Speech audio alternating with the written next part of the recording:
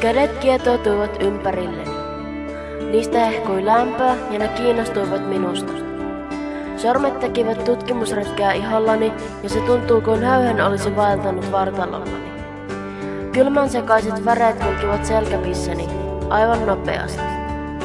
Ravistelin ne pois ja ne kaikkasivat vaihtaen tilalleen taas lämmön tunteen.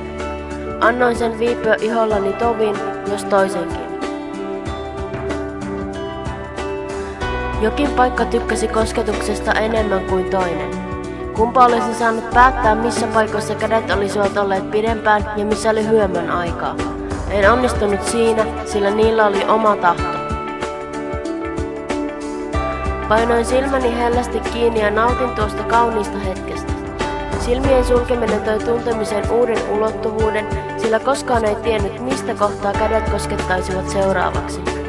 Tämän takia halusin pitää silmäni koko ajan suljettuina.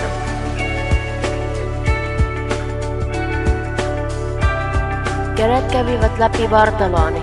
Tuntui aivan kuin ne olisivat yltäneet ihon allekin, sillä käsien koskettaessa ihoani sydämen kohdalta tuntui siellä tuo sama tuttu lämpö.